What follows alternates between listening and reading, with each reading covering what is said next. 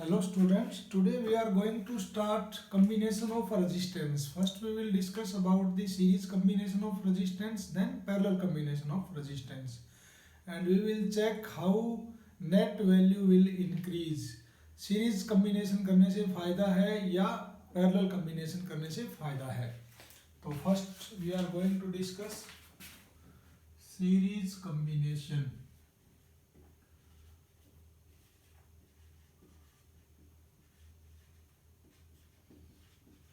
of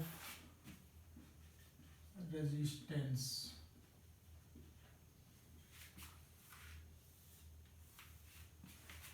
Let me check.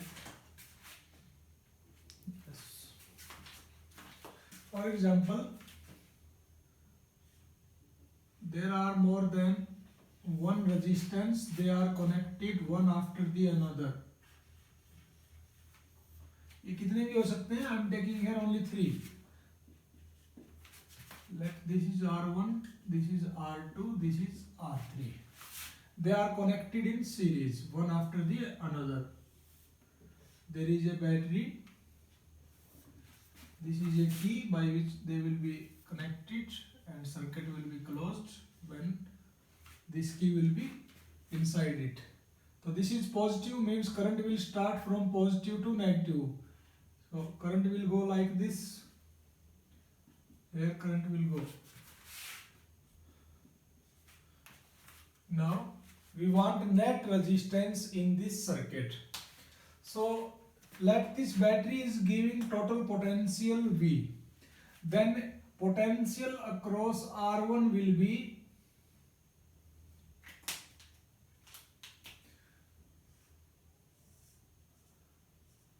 V1, V2 and V3. But current will flow same in every resistor. This I current will enter from here and it will go throughout from R1 to R2 to R3. So current will be same. But net potential V will be distributed V1 across R1, V2 across R2, V3 across R3. Then net potential V is equal to V1 plus V2 plus V3. Now apply Ohm's law for everyone. This one, what we can say, V is equal to IR. It means V1 is equal to I1 R1. V1 is equal to I1 R1. But I is same for everyone. That's why we can write I R1. Similarly, V2 is equal to I2 R2. But I is same for everyone. So I is equal to I2 is equal to I into R2. Same as it is V3 is equal to I R3. So we get V1, V2, V3. Put these value again in this equation. Let this equation is first equation. So equation 1 will become V is equal to V1 is equal to I R1 plus V2 is equal to I R2 plus V3 is equal to I R3. Now let us consider a resistance R whose net resistance is equal to the combination of R1, R2, R3. Let us consider a resistance. I am giving its name RS. Let us consider a resistance RS which give same result. Same result means same effect which is given by R1, R2, R3. Same result or effect as given by series combination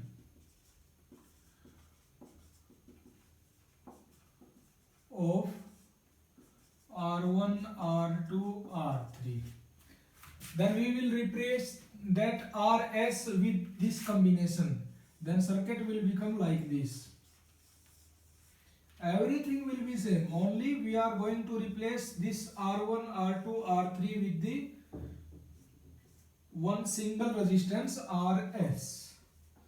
तो battery or voltage will be same, current will be same, only RS is different. So here in this new circuit, V is equal to I into RS. We get the value of V. Put this value of V here. IRS is equal to IR1 plus IR2 plus IR3. Now cancel out I, because I is same left side and right side. RS is equal to R1 plus R2 plus R3. So net resistance in series combination is equal to sum of individual resistance. If it is 2 ohm, this is 3 ohm, this is 5 ohm, then net resistance will be 2 plus 3 plus 5 is equal to 10 ohm. So by this way, you can directly measure, just add them and you will get the net effect of the resistance if they are connected in series. Now we are going to calculate if they are connected in parallel. Second case, parallel combination of resistance.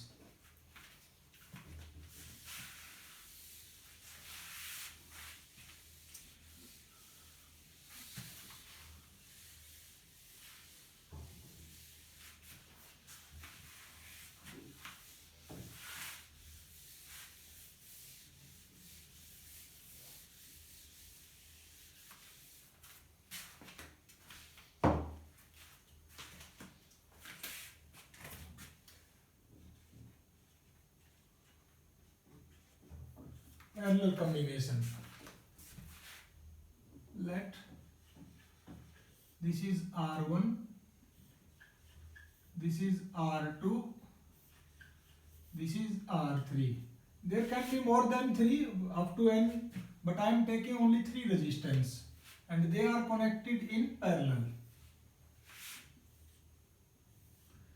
Their initial and final point is same. Initial point of R1, R2, R3 is same. Final point is also R1, R2, R3 for R1 is same. And they are connected with a battery, or you can say cell. This is a key. This is positive, this is negative. So current will flow from positive to negative in outward direction. Let's current start from here is I. Up to here it will be I. Let in the R1 current will go I1. In the R2 current will go I2. And in I3 current is going I3. Again here I1 plus I2 plus I3 will become total I. So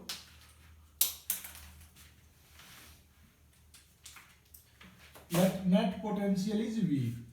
This potential difference is same for everyone, R1, R2, R3. It will be same V for everyone because they are connected in parallel. Their initial and final point is common. That's why potential difference, with what we can say, drop of potential is same because their length or initial or final point are same.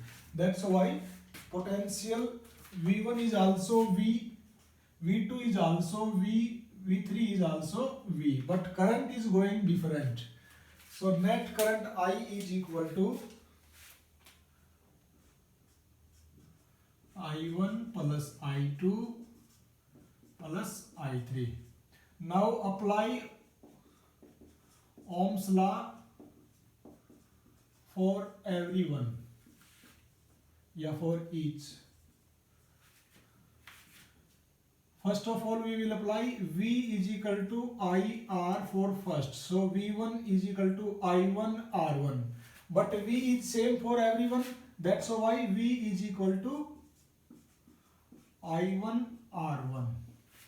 Second, V2 is equal to I2 R2. But V is same for everyone. V2 is also V. That's why V is equal to I2 R2. Similarly, V3, V is equal to I3 R3.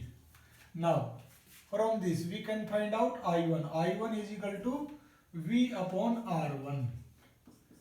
I2 is equal to V upon R2. I3 is equal to V upon R3. Sorry, I3. We get I1, I2, I3. Put these values of I1, I2, I3 here. Let this equation is 1. So I is equal to I1 की जगह रखते हैं V upon R1 plus V upon R2 plus V upon R3.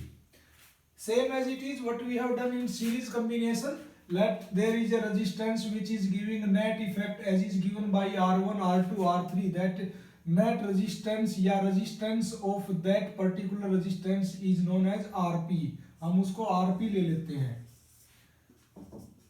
which is going to give same effect which is given by R1, R2, R3.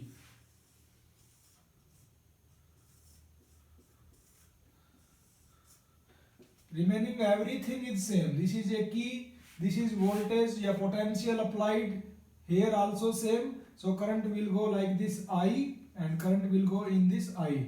If we apply Ohm's law for this resistance, then V is equal to I into Rp. V is equal to I into Rp. So from here I will be V upon Rp. Put this value of I here. Then this equation will become V upon Rp is equal to V upon R1 plus V upon R2 plus V upon R3.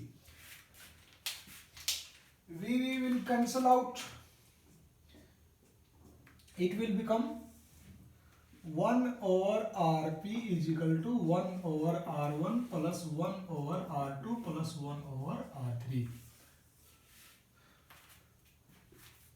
So net resistance, if you want to calculate in parallel, if there is 3 resistance, one is 2 ohm, another is 3 ohm, another is 5 ohm, and we want net resistance or combination resistance if they are connected in parallel, then what we will do, 1 by 2 plus 1 by 3 plus 1 by 5 is equal to 1 by Rp. The net resistance will be, their LCM will go upward first 30 upon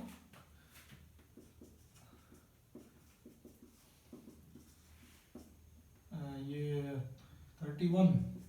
So net resistance will be less than 1, 0 point something 9 or something. When they were connected in series, 2 plus 3 plus 5, it was 10. So when they were connected in series, net resistance was 10. But when they are connected in parallel, then net resistance is 0.9. अब यहाँ से एक question पूछा जाता है कि resistance का मतलब क्या है? लोड है ना, जो जैसे हमारे पंखा है, बल्ब है, जितने भी इक्विपमेंट है हमारे घर में, सब में रेजिस्टेंस है, वो एक लोड है. तो हम अपने घर में इन सारे इक्विपमेंट्स को सीरीज में जोड़े या पैरेलल में जोड़े? अगर हम सबको सीरीज में जोड़ेंगे तो सबका रेजिस्टेंस जुड़ता जाएगा और नेट रेजिस्टेंस जो है हमारे घर का बहुत ज्यादा हो जाएगा. उसकी वजह से क्या होगा, V is equal to I R. अब अगर ये बहुत ज्यादा हो जाएगा तो V upon R is equal to I. बाहर से जो वोल्टेज आती है 220 वोल्ट, ये तो फिक्स आती है. अगर हम सारे इक्विपमेंट को सीरीज में जोड़ देंगे तो नेट रेजिस्टेंस बहुत ज्यादा हो जाएगा, तो I की वैल्यू क्या हो जाएगी, बहुत ही कम हो जाएगी, वेरी वेरी लेस. तो उस सिचुएशन में फिर क्या होगा कि हमारे घर में जो एम्पियर आएगा, करंट आएगा, बहुत ही कम आएगा और लोड जो है सारा सीरीज में जुड़ने की वजह से उसका रेजिस्टेंस बढ़ जाएगा. लेकिन अगर पैरेलल में जोड़ते हैं तो नेट रेजिस्टेंस की वैल्यू जो है बहुत ही कम होगी हमारे पूरे घर की मिला के. उसकी वजह से जो करंट है, एम्पियर जो है, वो हमारा डिम नहीं होगा, लो नहीं होगा. हम बोलते हैं ना कि लाइट डिम हो गई. लाइट डिम होने का क्या मतलब है कि उसके ऊपर बहुत ज्यादा लोड पड़ जाता है. बहुत ज्यादा लोड का मतलब क्या है कि बहुत ज्यादा रेजिस्टेंस हो जाता है. तो पैरेलल में उतना रेजिस्टेंस नहीं होता है जितना सीरीज में हो जाता है. सीरीज में सब जुड़ते चले जाते हैं और पैरेलल में हम उनका रेसिप्रोकल करके जोड़ते हैं, तो नेट इफेक्ट जो होता है वो घट जाता है. इसलिए हम हमेशा अपने घरों में, बिल्डिंग में, कहीं पे भी जितने भी हमारे सर्किट होते हैं, मतलब पंखा, बल्ब, ट्यूब, ये सब जो है पैरेलल में होते हैं, ना कि सीरीज कॉम्बिनेशन में. क्यों होते हैं वो आप यहाँ से जवाब दे सकते हो, जो मैंने अभी एक्सप्लेन किया है. तो सीरीज और पैरेलल कॉम्बिनेशन हमने सीख लिया और कौन सा फायदेमंद है वो भी सीख लिया.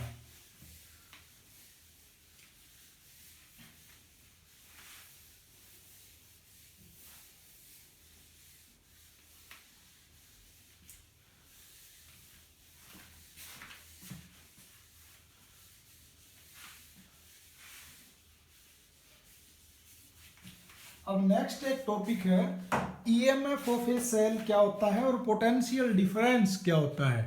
तो ईएमएफ एक्चुअल में क्या होता है, सेल क्या होता है, सेल काम कैसे करता है, वो सब चीजें आप केमिस्ट्री में पढ़ते हो, ये फिजिक्स में आपके सिलेबस में नहीं है, पहले था इसके बारे में थोड़ा बहुत।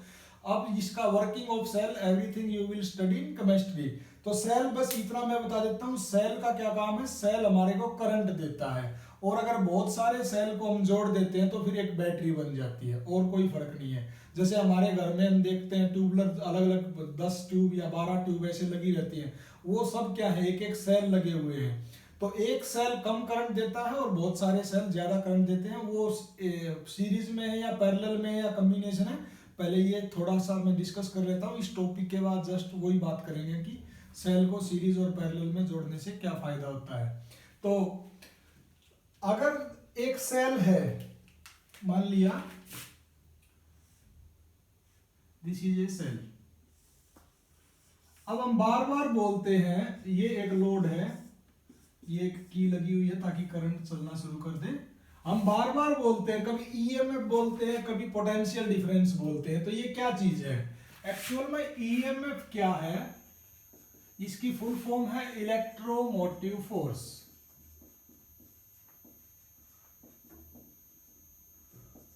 और ये वो फोर्स है, एक्चुअल में ये फोर्स क्या है, ये एक एनर्जी है which is responsible for the flow of current in this circuit. यही वो चीज है, यही वो फोर्स है या एनर्जी है जो ये सेल देता है, जो रिस्पॉन्सिबल है इस सर्किट में करंट को फॉलो करवाने के लिए, that is known as EMF. Potential difference अब क्या है, अब ये कोई अलग चीज आ गई। तो एक्चुअल में क्या है, ईएमएफ और पोटेंशियल डिफरेंस दोनों सेम ही चीज है, दोनों की रीडिंग जो आप मेजर करते हो वो वोल्ट बोलते हो, इतने वोल्टेज ऐसे आप बोलते हो। ईएमएफ जो है वो मैक्सिमम कैपेबिलिटी है कि ज्यादा से ज्यादा पूरा इसकी कितनी ताकत है, उसको तो हम बोलते हैं ईएमएफ। लेकिन जब इसके अंदर करंट स्टार्ट हो जाता है, फ्लो होना स्टार्ट हो जाता है, तो इसके अंदर एक रेजिस्टेंस, खुद का भी रेजिस्टेंस है, जो कि हम तो सिर्फ बाहर का रेजिस्टेंस को मेजर कर सकते हैं, लेकिन बैटरी के अंदर भी एक रेजिस्टेंस होता है। तो अगर इसमें करंट स्टार्ट हो जाता है और फिर हम अगर इसकी ईएमएफ को मेजर करते हैं तो फिर वो ईएमएफ नहीं आती, वो उसका पोटेंशियल डिफरेंस आता है। तो बस इतना ही फर्क है। अगर आप ये की को ओपन नहीं करते हो, सॉरी क्लोज नहीं करते हो, और इसमें अगर करंट फ्लो नहीं करता है, उस टाइम पे अगर आप किसी तरीके से इसकी वोल्टेज को मेजर कर लोगे तो वो जो देगा उस टाइम पे इसकी वोल्टेज, उसको तो हम बोलते हैं ईएमएफ। तो EMF is measured in open circuit, जब कोई करंट फ्लो नहीं हो रहा हो उस टाइम पे अगर आप इसकी वोल्टेज मेजर कर लोगे तो वो क्या होगा, ईएमएफ। उस टाइम पे ओपन सर्किट की वजह से no current will flow in the circuit. बिना करंट फ्लो करे ईएमएफ को कैसे मेजर करते हैं, इसी यूनिट में नेक्स्ट चैप्टर में हम स्टडी करेंगे। कल से हमारा नेक्स्ट चैप्टर शुरू हो जाएगा, तो वो मैं बताऊंगा कि ईएमएफ कैसे मेजर करते हैं और पोटेंशियल डिफरेंस कैसे मेजर करते हैं। तो फिर जब इसमें ये की को हम क्लोज कर देते हैं, इसमें करंट स्टार्ट हो जाता है। जैसे ही करंट स्टार्ट हो जाएगा तो ये इंटरनल रेजिस्टेंस उसका कुछ विरोध करेगा, क्योंकि ये तो एक्सटर्नल रेजिस्टेंस है। लेकिन जब इसमें से बैटरी में से करंट स्टार्ट हो जाएगा तो इसका इंटरनल रेजिस्टेंस भी इसमें कुछ आ जाएगा। तो उस टाइम पे जो इसकी वोल्टेज होगी वो इसकी ईएमएफ से कुछ घट जाएगी और उसको बोलते हैं पोटेंशियल डिफरेंस या टर्मिनल पोटेंशियल डिफरेंस। तो पोटेंशियल डिफरेंस क्या होता है, it is always less than electromotive force. क्यों कम होता है, because it measure when current start flowing in the circuit. जब करंट स्टार्ट हो जाता है ना तभी हम इसको मेजर करते हैं, उससे पहले अगर करंट स्टार्ट नहीं होता और फिर भी आप उसकी मैक्सिमम पॉसिबल जो ये काम कर सकता है उस टाइम पे इसके मैक्सिमम पोटेंशियल को अगर आप मेजर कर लोगे तो उसको तो ईएमएफ बोलते हैं। लेकिन जब करंट स्टार्ट हो जाता है तो उस टाइम इसकी कुछ वैल्यू घट जाती है और उसको फिर हम बोलते हैं पोटेंशियल डिफरेंस या टर्मिनल पोटेंशियल। क्यों कम हो जाता है? Because internal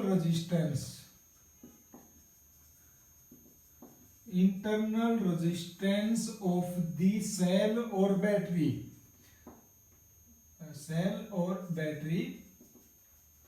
also comes into picture, इसलिए तो this is known as potential difference. तो पोटेंशियल डिफरेंस और ईएमएफ में कुछ दो तीन इस तरह के आप डिफरेंस भी लिख सकते हो कि ईएमएफ जो है मैक्सिमम इसकी काम करने की कैपेबिलिटी है, पोटेंशियल डिफरेंस क्या है? मैक्सिमम से कम है। ईएमएफ को जो हम मेजर करते हैं उसको हम जब उसमें सर्किट में करंट फ्लो नहीं हो रहा होता उस टाइम पे करते हैं। पोटेंशियल डिफरेंस को कब मेजर करते हैं? पोटेंशियल डिफरेंस को मेजर करते हैं जब उसमें करंट फ्लो हो रहा होता है तब करते हैं। ईएमएफ में कोई इंटरनल एक्सटर्नल रेजिस्टेंस का कोई इफेक्ट नहीं होता है। पोटेंशियल डिफरेंस में दोनों का इफेक्ट होता है। ये दोनों का इफेक्ट की वजह से ही उसका जो है वैल्यू जो है ईएमएफ से ऑलवेज लेस देन होती है पोटेंशियल डिफरेंस की। अब इसको निकाल कैसे सकते हैं? तो देखो, जब इसमें करंट फ्लो करेगा, मान लिया ये आई करंट फ्लो करता है तो यहाँ पे भी आई करंट फ्लो करेगा, यहाँ पे ये ऐसे आई करंट जाएगा और वो आई करंट बैटरी के अंदर से भी जाएगा। तो इस बैटरी के अंदर जो ड्रॉप हुआ है वो कितना होगा? आई इंटू आर। और जो ये ईएमएफ है, सॉरी पोटेंशियल डिफरेंस है, वो ईएमएफ से कितना कम होगा? सिर्फ इसी के बराबर होगा, आई इंटू आर। क्योंकि बैटरी के इंटरनल रेजिस्टेंस जो पिक्चर में आता है वो तभी आता है जब बैटरी के अंदर से करंट फ्लो स्टार्ट हो जाता है, और इसी की वजह से ये पोटेंशियल डिफरेंस जो है इसके ईएमएफ से कम होता है। तो potential difference is always less then EMF. मैं इसको ई से डिनोट करता हूँ। ईएमएफ कहीं पे मैं लिखूंगा तो वहां हमेशा ऐसे ई लिखूंगा, और पोटेंशियल डिफरेंस अगर कहीं पे लिखूंगा तो मैं हमेशा वी लिखूंगा। तो this V is always less than E. और कितना कम? जितना पोटेंशियल का ड्रॉप हुआ है inside the battery due to its internal resistance.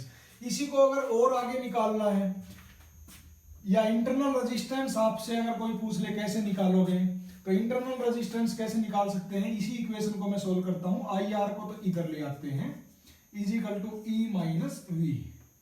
अब यहां से R is equal to E minus V upon I. अब आई कितना है? अकॉर्डिंग टू ओम्स लॉ, अगर यहाँ पे ओम्स लॉ अगर हम लगा देंगे तो इसको मैं इधर लिख देता हूं, V is equal to I into R. तो यहां से I की वैल्यू क्या आ जाएगी? V upon external resistance R। This is external resistance और load. This small r is internal resistance of battery. इसको कभी लोड नहीं बोलेंगे, इसी को लोड बोल सकते हैं या एक्सटर्नल रेजिस्टेंस बोल सकते हैं, दोनों में से एक। तो I की वैल्यू रख देते हैं यहाँ पे, small r is equal to E minus का V upon V into R. तो इस तरीके से आप इंटरनल रेजिस्टेंस ऑफ बैटरी भी निकाल सकते हो। तो ईएमएफ और पोटेंशियल डिफरेंस को ऐसे आप मेजर कर सकते हो और वहां से इंटरनल रेजिस्टेंस को भी निकाल सकते हैं। अब एक टॉपिक और बचता है, आज की वीडियो शायद 5-7 मिनट ज्यादा लंबी हो जाएगी। अब नेक्स्ट करते हैं कि सेल, जैसे हमने अभी तक रेजिस्टेंस के बारे में सीखा, इसी तरीके से सेल को अगर सीरीज या पैरेलल में जोड़ते हैं, या और कोई तरीका है जिससे हमारे को ज्यादा से ज्यादा करंट मिल सके। क्योंकि सेल को क्या काम है? सेल का, सेल हमारे को ईएमएफ देता है जब तक वो चल नहीं रहा। जैसे चलना शुरू कर देगा उसमें करंट सर्किट में, तो वो हमारे को पोटेंशियल डिफरेंस देता है, और उस पोटेंशियल डिफरेंस की वजह से ही करंट फ्लो होता है। तो हम क्या करते हैं, आइडेंटिकल सेल ले लेते हैं, मतलब सबका सेम साइज है। वैसे अलग अलग भी हो सकते हैं, लेकिन आप एक बार आइडेंटिकल को सीख जाओगे तो वही थ्योरी आप अलग अलग के लिए भी लगा सकते हो। आइडेंटिकल सेल ले लेते हैं, मान लिया सबका जो पोटेंशियल ईएमएफ है जो ई है, और सब के अंदर जो इंटरनल रेजिस्टेंस है स्मॉल आर है। तो एक बार इस तरह के n नंबर ऑफ सेल को हम सीरीज में जोड़ के देखते हैं, एक बार इस तरह के n नंबर ऑफ सेल को हम पैरेलल में जोड़ के देखते हैं, और फिर देखते हैं क्या होता है। तो grouping of cell, next topic.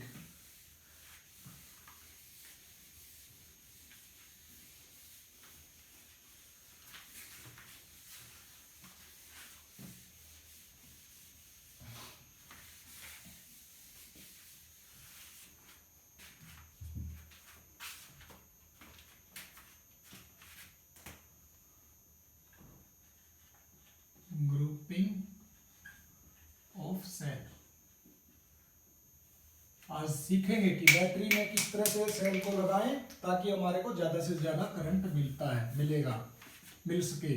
तो मान लिया एक सेल है, उसके बाद एक के बाद दूसरा लगा हुआ है, दूसरे के बाद तीसरा लगा हुआ, और ऐसे करते करते n नंबर ऑफ सेल हैं।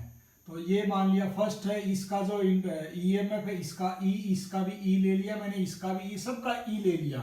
इसका इंटरनल रेजिस्टेंस स्मॉल r, इसका भी स्मॉल, क्योंकि सबको मैंने आइडेंटिकल मान लिया।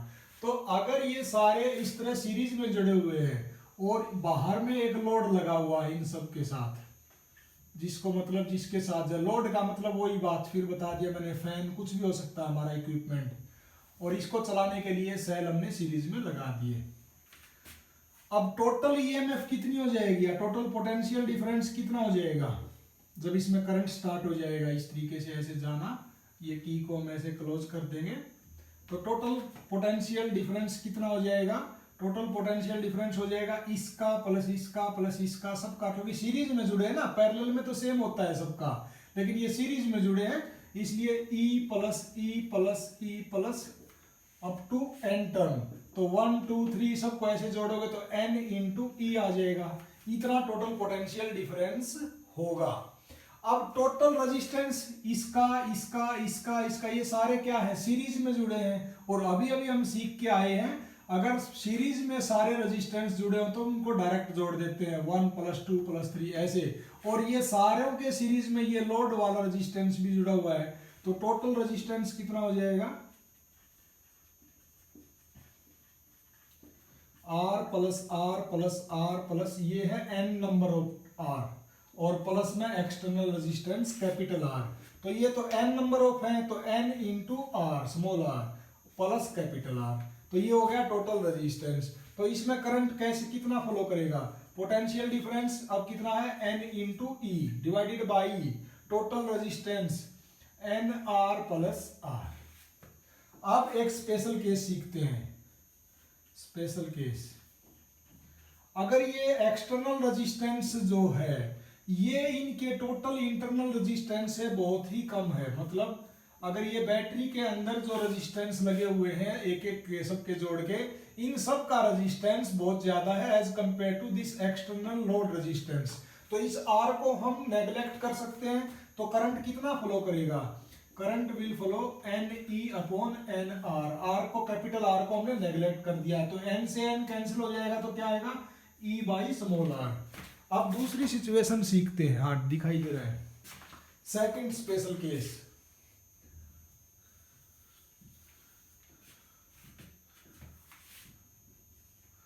सेकंड स्पेशल केस क्या है, उल्टा ले रहा हूं मैं कि ये एक्सटर्नल लोड रेजिस्टेंस जो है इसके इंटरनल टोटल रेजिस्टेंस से बहुत ज्यादा है। R is very very greater than total internal resistance of all the battery. तो उस सिचुएशन में I की वैल्यू क्या हो जाएगी, NE, ये तो सेम एज इट इज अब भी divided by N divided by, अब क्या है इसको नेग्लेक्ट करना है क्योंकि ये हमने क्या मान लिया बहुत छोटा है as compare to this external load resistance R। तो अब यहाँ पे करंट क्या फ्लो करेगा, N इंटू E/R। तो इसका मतलब क्या हुआ, जब एक्सटर्नल रेजिस्टेंस जो था बहुत ही छोटा था उस टाइम पे करंट कितना फ्लो कर रहा था, E/R, और जब एक्सटर्नल रेजिस्टेंस बहुत बड़ा है तो करंट कितना फ्लो कर रहा है, E/R के साथ मल्टीप्लाई कर दिया N। तो करंट कहाँ ज्यादा फ्लो करेगा, करंट इस सिचुएशन में ज्यादा फ्लो करेगा जब एक्सटर्नल लोड रेजिस्टेंस जो है ज्यादा है as compare to total internal resistance of these all batteries. तो हमारे को सीरीज में जोड़ने का कब फायदा है, जब एक्सटर्नल लोड जो है इस इनके टोटल रेजिस्टेंस से बहुत ही ज्यादा है, उस टाइम पे इन सारी बैटरीज को या सारे सेल को सीरीज में जोड़ दो तो हमारे को करंट जो मिलेगा उस टाइम पे सबसे ज्यादा मिलेगा। और अगर बैटरियों का या सेल का सबका अपना ही इंटरनल रेजिस्टेंस अगर इससे बहुत ज्यादा है लोड के रेजिस्टेंस से, तो हमारे को कोई फायदा नहीं है, फिर तो उतना ही करंट मिलेगा जितना एक बैटरी डिवाइडेड बाई एक का रेजिस्टेंस। E/R का क्या रिप्रेजेंट करता है, एक बैटरी की पोटेंशियल डिवाइडेड बाई एक का रेजिस्टेंस। तो इतनी ज्यादा लगाने का क्या फायदा हुआ, जितना एक करंट दे सकती है उतना ही पूरे सर्किट में आया, तो कोई फायदा नहीं हुआ। तो अब दूसरी सिचुएशन पढ़ते हैं, देखते हैं कि अगर इन सबको दोबारा हम पैरेलल में जोड़ दें, ये सारे सेल हैं, उनकी ईएमएफ ई है, इंटरनल रेजिस्टेंस आर है और लोड भी कैपिटल आर है, तो उस सिचुएशन में कैसे हमारे को करंट मैक्सिमम या मिनिमम मिलेगा। Second situation, parallel combination.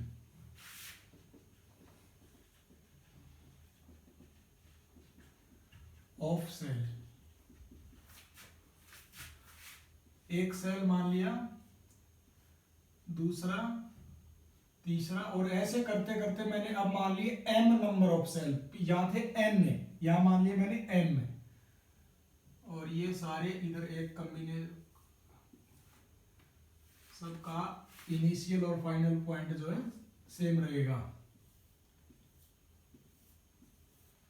तो दिस इज E, इसका भी resistance R, this is E, इसका भी रेजिस्टेंस R, ये E, इसका भी R, और ये E R, और ये 1 2 3, और ये करते करते M नंबर हैं, और ये सारे जुड़े हुए हैं एक एक्सटर्नल लोड के साथ, और मान लिया ये कैपिटल R है। तो इस एक्सटर्नल लोड में आप देखते हैं कि कितना करंट फ्लो करेगा। पहले तो हमें क्या चाहिए, हमें चाहिए इन सब की मिला के ईएमएफ या पोटेंशियल डिफरेंस कितना है, टोटल पोटेंशियल डिफरेंस। तो पैरेलल कॉम्बिनेशन में क्या होता है, सीरीज में तो सबका जोड़ हो जाता है, और पैरेलल में क्या होता है, इसका भी उतना ही, इसका भी सबका बराबर ही रहेगा। तो इसके अक्रॉस, लोड के अक्रॉस पोटेंशियल डिफरेंस क्या होगा, ई के बराबर होगा। कितने भी जोड़ लो ना, एन नंबर एम नंबर कितने भी जोड़ लो, अगर वो पैरेलल में है तो इसका मतलब उनका इनिशियल और फाइनल पॉइंट सेम है, इसलिए टोटल पोटेंशियल डिफरेंस क्या होगा, सेम होगा सबको मिला के। ठीक है, अब हमें क्या चाहिए, हमें चाहिए टोटल रेजिस्टेंस। तो टोटल रेजिस्टेंस कैसे निकाल पाएंगे, यहाँ पे ये आर आर आर ये सारे तो क्या है, पैरेलल में है, और उन सब का जो एक इफेक्ट आएगा वो जो है इसके साथ है सीरीज में। तो वो टोटल रेजिस्टेंस निकालने का कैसे तरीका हो सकता है, आपको क्या करना पड़ेगा, इन सब का एक कंबाइंड इफेक्ट निकालना पड़ेगा। मान लिया वो है आरपी, और वो आरपी इस अकेले के साथ होगा सीरीज में। तो पहले आरपी निकालते, कैसे निकाल सकते हैं, जब हमारे सीरीज में सॉरी पैरेलल में होता है तो कैसे निकालते हैं, 1/rp is equal to 1/r1 plus 1/r2, और ऐसे करते करते 1/rm नंबर तक है। तो ये r1 r2 r3 सारे सेम हैं, लेकिन सिर्फ क्या है, m नंबर है। तो 1/rp की वैल्यू क्या आ जाएगी, m/r, बस 1/rp। तो rp की वैल्यू क्या आ गई, r/m। तो टोटल रेजिस्टेंस कितना आ जाएगा, r टोटल, rp की जगह क्या लिख सकते हैं, r/m प्लस कैपिटल R, या एक्सटर्नल लोड रेजिस्टेंस R। अब हमारे पास टोटल पोटेंशियल डिफरेंस भी आ गया और टोटल रेजिस्टेंस भी आ गया। तो सर्किट में करंट कितना फ्लो करेगा, सर्किट में करंट फ्लो करेगा E divided by R/m plus R, total resistance. अब फिर दो स्पेशल केस स्टडी करते हैं। नंबर 1, जब एक्सटर्नल लोड रेजिस्टेंस जो है बहुत ही ज्यादा है, net internal resistance of every cell, तो R/m से अगर बहुत बड़ा है ये R, तो ये तो क्या हो जाएगा, नेग्लिजिबल हो जाएगा। तो I की वैल्यू क्या आ जाएगी, I की वैल्यू आ जाएगी E divided by R। Second case study करते हैं, इसको इधर लिख देता हूं, स्पेशल केस सेकंड। अब यहां पे क्या करते हैं हम लोग, मान लेते हैं कि एक्सटर्नल लोड रेजिस्टेंस जो है वो बहुत ही छोटा है as compare to total resistance of this combination. तो R is less than R/m। अब इस सिचुएशन में I की वैल्यू क्या आएगी, यहाँ पे I की जगह E अपॉन, ये तो नेग्लिजिबल है, अब ये आ जाएगा R/m, m ऊपर चला जाएगा तो ये आ जाएगा E/R। तो देखो यहाँ पे करंट की वैल्यू क्या है, E बाई कैपिटल R, और यहाँ पे करंट की वैल्यू क्या है, M into E by small r। तो एक तो ये बड़ा R है, ये छोटा R है, तो इटसेल्फ ये वैल्यू जो है ज्यादा है, और उसके साथ गुना में M भी है, तो करंट यहाँ पे ज्यादा हुआ एज कंपेयर टू दिस। तो अगर एक्सटर्नल रेजिस्टेंस छोटा है इन सब को मिला के, तो हमें क्या करना चाहिए, सेल को जोड़ना चाहिए पैरेलल में अगर हमें मैक्सिमम करंट चाहिए। इसका उल्टा अगर एक्सटर्नल रेजिस्टेंस बड़ा है as compare to total resistance of these all cell, तो फिर हमें इन सेल को क्या करना चाहिए, सीरीज में जोड़ना चाहिए। तो ऐसे आपसे डायरेक्ट अगर क्वेश्चन कोई पूछ ले कि अगर एक्सटर्नल रेजिस्टेंस ज्यादा है तो आप सारे सेल को सीरीज में जोड़ना पसंद करोगे या पैरेलल में, तो उसका जवाब है सीरीज में। और अगर एक्सटर्नल रेजिस्टेंस छोटा है तो फिर उनको जोड़ दो पैरेलल में। तो इस तरीके से आप मैक्सिमम करंट निकाल सकते हो, मैक्सिमम करंट आपका आ सकता है। अब हमारी बैटरी में ये कैसे लगे रहते हैं, तो हमारी बैटरी में आप देखो करंट कहाँ ज्यादा मिल रहा है, जब हमारा एक्सटर्नल रेजिस्टेंस जो है छोटा है उस टाइम पे ये करंट ज्यादा है, और यहाँ पे एक्सटर्नल रेजिस्टेंस बहुत बड़ा है तो इस टाइम पे ये करंट क्या है, सीरीज में है। तो जब हमारा जो घर का लोड होता है वो हमेशा बैटरी के रेजिस्टेंस से बहुत ज्यादा होता है, इसलिए बैटरी के अंदर ये जो सेल होते हैं वो सीरीज में जुड़े रहते हैं। अब एक और टर्म आती है कि अगर सीरीज और ये एक्सटर्नल और इंटरनल रेजिस्टेंस जो है सेम हो जाए, total internal resistance is equal to external load resistance, तो फिर आप कैसे जोड़ोगे। छोटे और बड़े तो हमने सीख लिया, अगर बहुत बड़ा रेजिस्टेंस है एक्सटर्नल तो फिर आप उन सारे सेल को सीरीज में जोड़ दो, अगर बहुत छोटा है तो आप उनको पैरेलल में जोड़ दो। लेकिन टोटल इंटरनल रेजिस्टेंस अगर टोटल लोड के बराबर हो जाए तो फिर आप कैसे जोड़ोगे। तो थर्ड हमारा एक केस बचता है ग्रुपिंग ऑफ द सेल। तो आज इस वीडियो को यहीं रोक देता हूं मैं, कल आपको जब नया टॉपिक शुरू करेंगे उसमें इसको मैं ऐड कर दूंगा और आप उसको उसमें अटैच कर लेना, क्योंकि फिर ज़्यादा बड़ी वीडियो हो जाती है तो डिफ़िकल्ट हो जाता है अपलोड करने में। Thank you.